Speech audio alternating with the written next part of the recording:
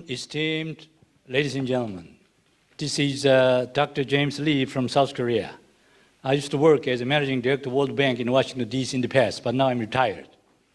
Today, I'm very greatly honored to have an opportunity of delivering a speech regarding world trade and economy together with the hot issue of the world in present times.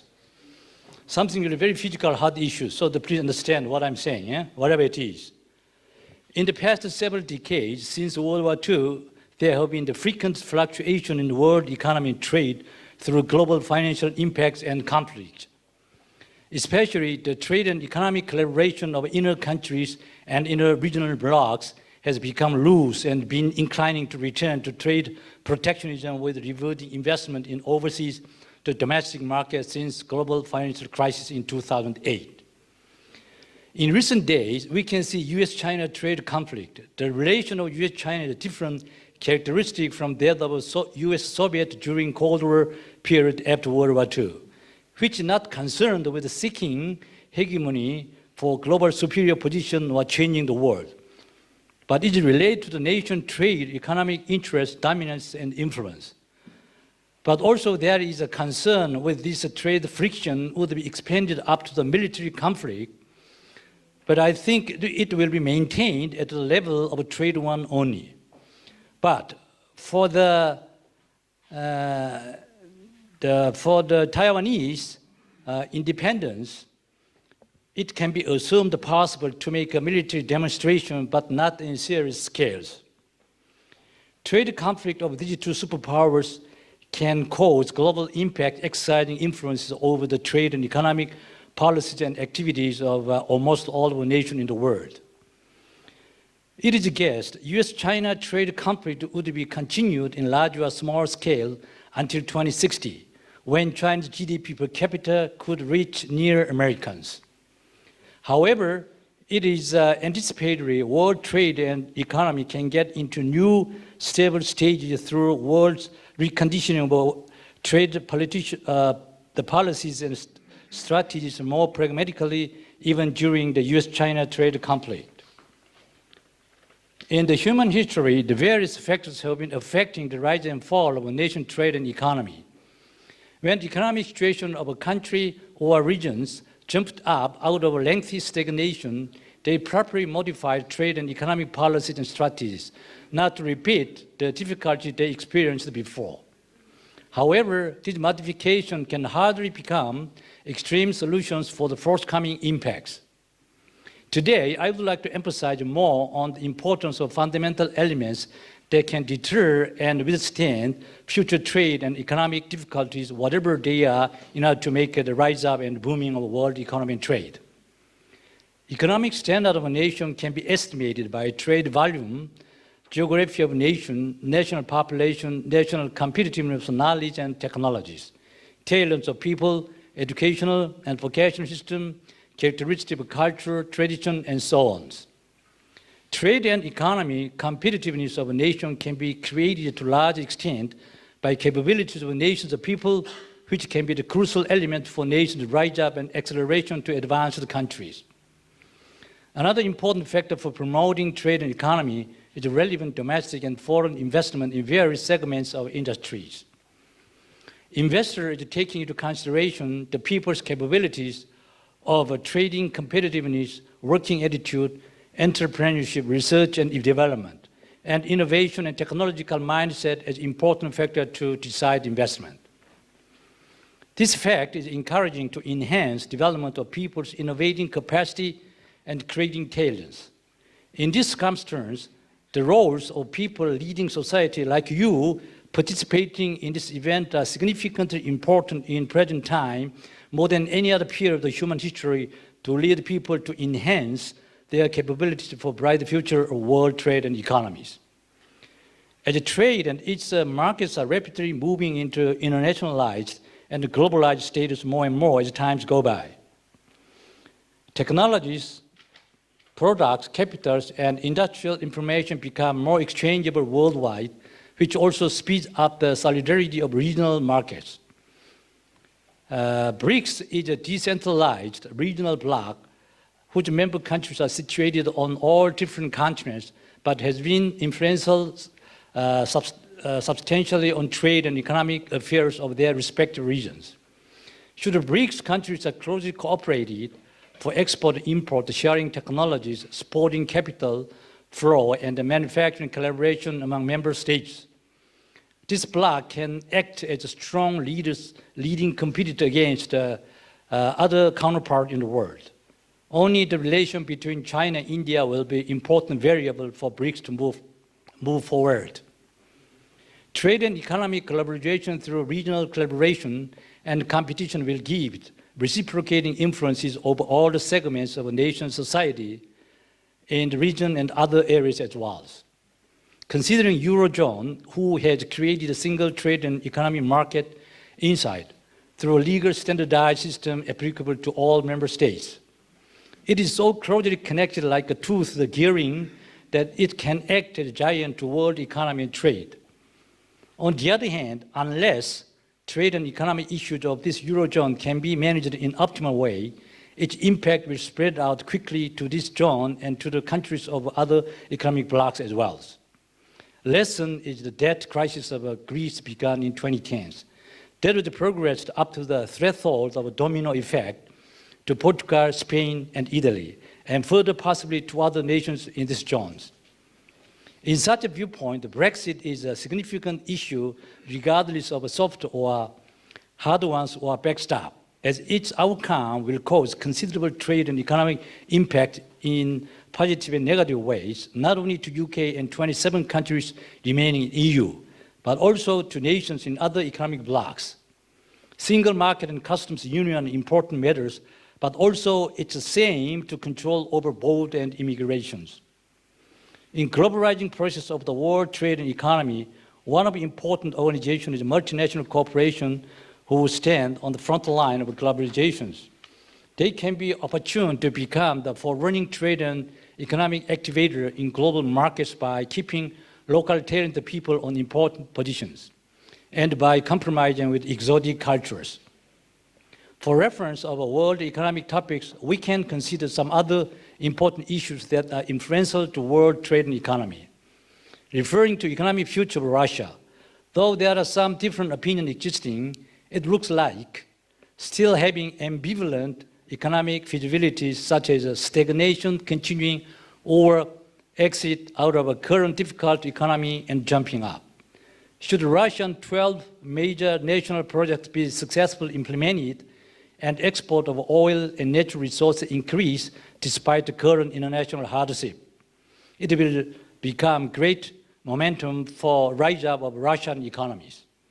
Russian reserve funds are more than 460 billion US dollars, which is considered to be able to withstand global economic impacts despite the low figure of economic growth, which is less than 2%. But declining population and low birth rate will become serious matters on progress of Russian economy unless properly solved. In Asia, Japan's economic status, regardless of a stable, booming, or stagnation, can substantially affect the economies of countries in whole Asia and Pacific areas. Japan's trade and economic structure is so strong with a technology basis, and trade volume is large, and it could come to economic booming out of a lengthy stagnation by faster step. Nevertheless, rapid aging process in Japan is a serious social matter that affects economic progress and social welfare policies. This matter of a fast aging process with a tendency of a low birth rate is a common trend in South Korea and many other countries as well. In the long run, this will be the subject that all the world should handle cooperatively. With respect to the issue of Korean Peninsula, the peace talk of South and North Korea looks perennial, but positive outcome would be generated through satisfying necessary and sufficient conditions by relating countries after many twists and turns. But its progress will be made at the snail's gallop. Once peace talk is successful, this area will become an excellent market for investment and trade in infrastructure projects. Though we have many global issues affecting economies, trade, and policy of the world, we discussed only several hot subjects, so that we can cover others also in next opportunities. Last but not least, in recent days, the trade and economic environment of the world is abruptly changing, completely different from last several decades. In this time of globally undergoing fast changes, I propose all of esteemed ladies and gentlemen in this event to keep close collaboration with one another and move forward in shoulder by shoulder for a more bright future of human beings. Thank you very much.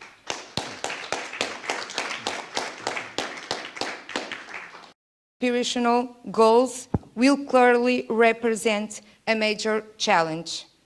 International trade as a catalyst for growth and employment creation is likely to play a critical role in achieving the SDGs. Trade is not considered to be an end in itself under the SDGs framework, but rather a means of supporting implementation. The treatment of trade across the 2030 agenda reflects the view that trade can, when well regulated, contribute to growth and sustainable development. The SDGs therefore included several targets linked to a variety of trade-related policy reforms. As drivers of sustainable economic growth, many of these targets could in fact contribute to the achievement of a variety of goals. In particular, Goal 1, which focuses on ending poverty in all its forms. More than 1.6 billion people still live in countries affected by fragility and conflict, with many living in least developed countries, LDCs. By 2030, most of the world's poor are expected to live in fragile and conflicted affected countries. While trade opens new opportunities, the countries that have long been isolated by years of conflicts are yet to fully realize their trade potential. They face specific conflict-related challenge in building their economic foundation and integration into global economy to strengthen their economies and institutional framework to attract investments and to raise the standards of livelihood. Why does protectionism lead to conflict, and why does free trade help to prevent it? The answers, thought well known, are worth mentioning. First, trade creates international goodwill, and mutual benefit disposes people to look for the good in each other. Exchange of goods also promotes an exchange of cultures. Trade helps to humanize the people that you trade with, and it's harder to want to go too far with your woman trading partners than with a country you only see as a line on a map. Trade gives nations an economic incentive to avoid war, and protectionism promotes hostility. Trade, investment, and cooperation among the countries in the world bring about prosperity and development. Trade is a peaceful alternative to war, being the basis of global trade in the aftermath of the Second World War. A growing economy is essential to building peace, but the impacts of rapid economic growth can drive conflict as much as build peace.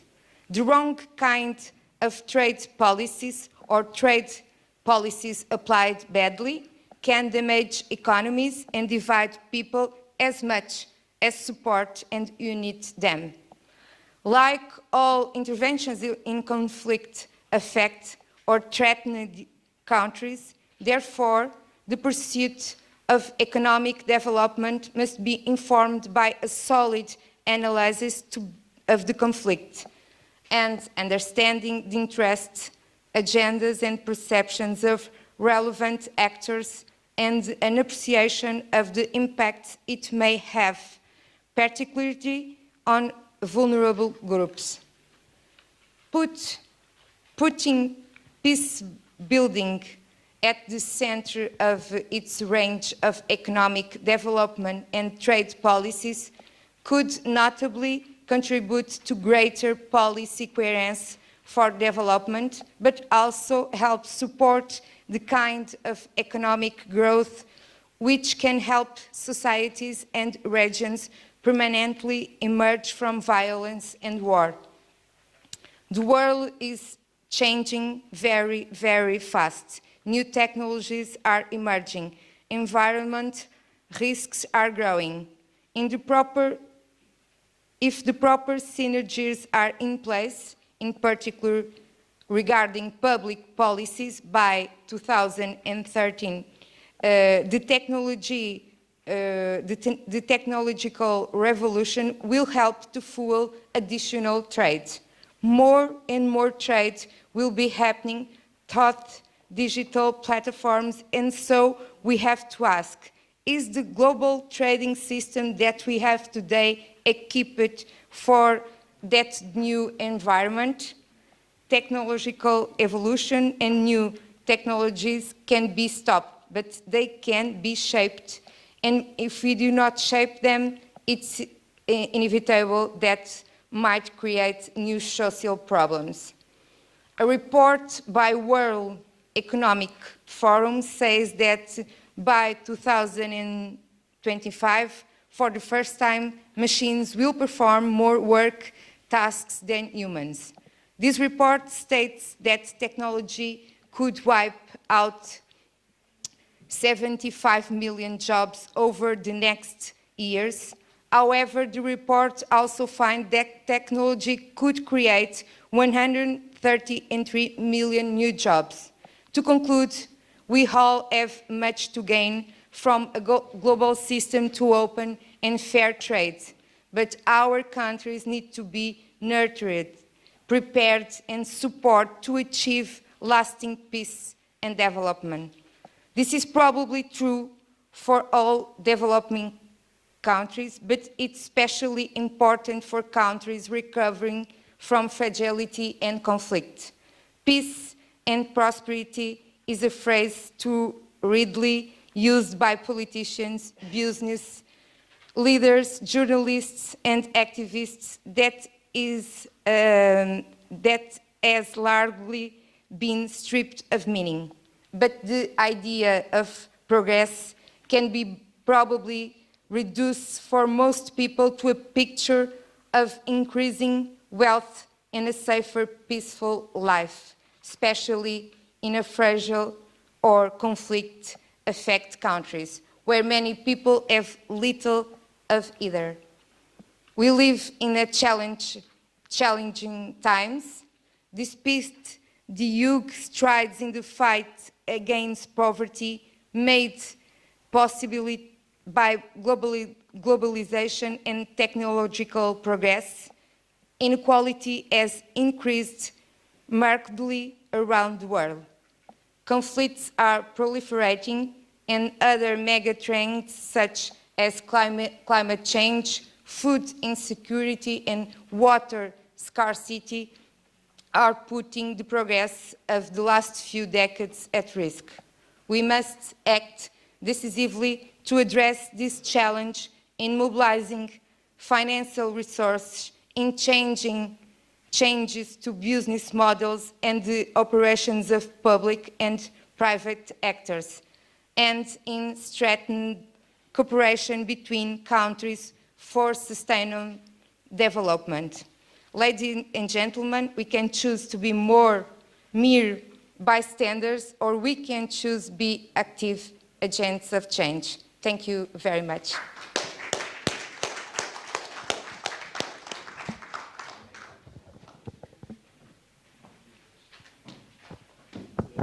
Thank you very much.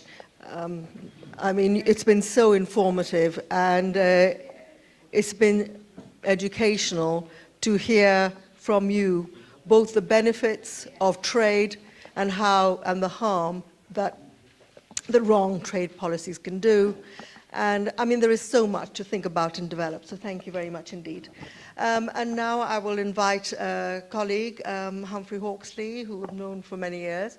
And Humphrey has written some books, which I would almost call alarming, about the international scenario and conflict.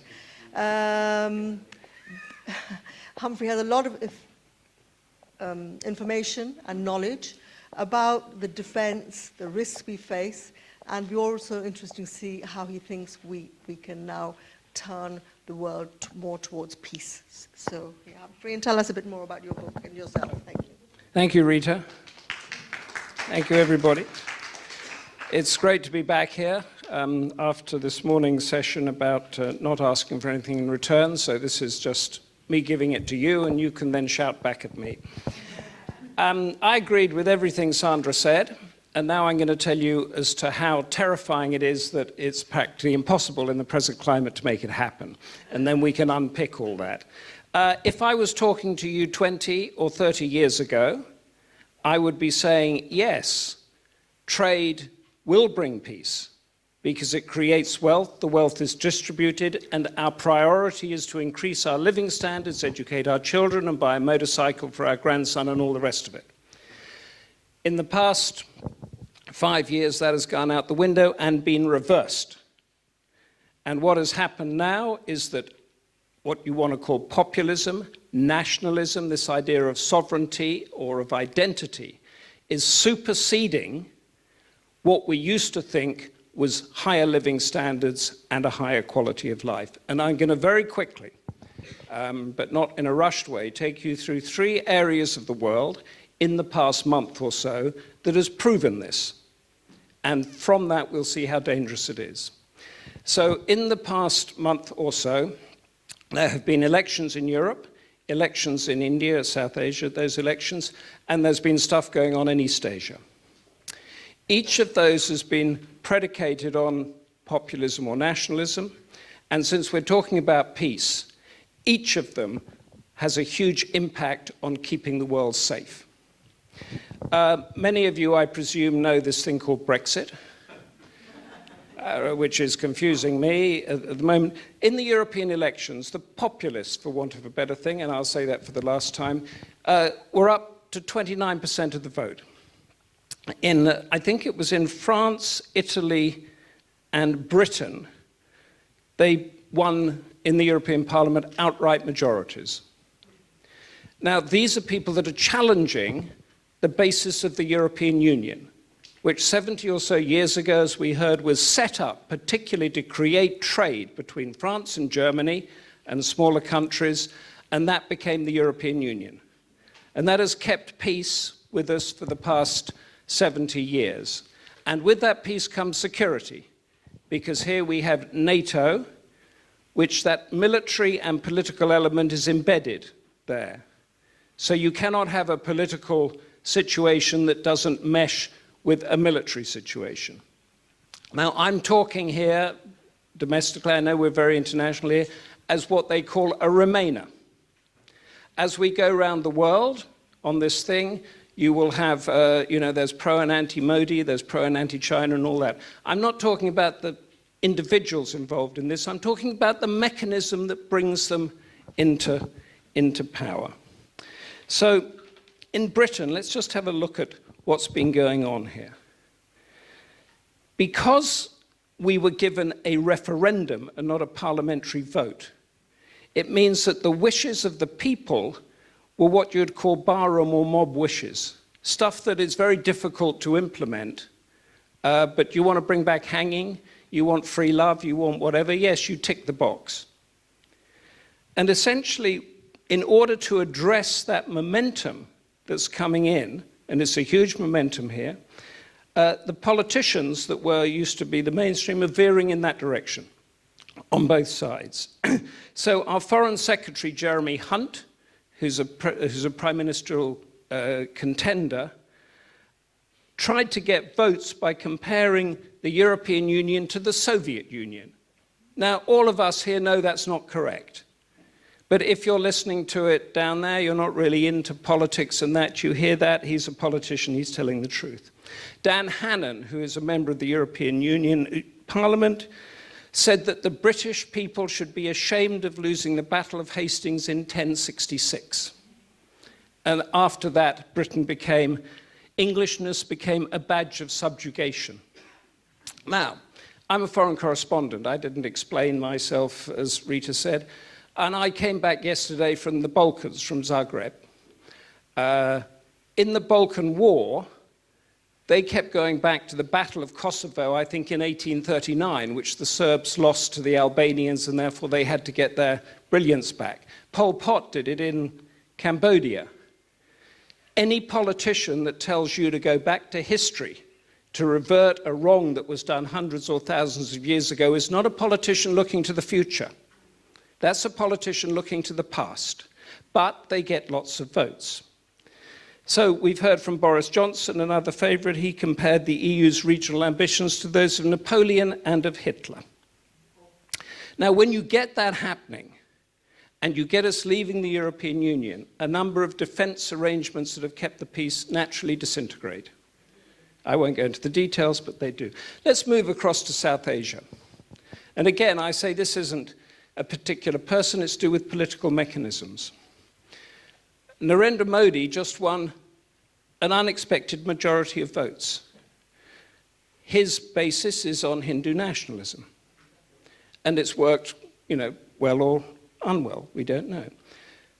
But in order to bolster that and get those votes in,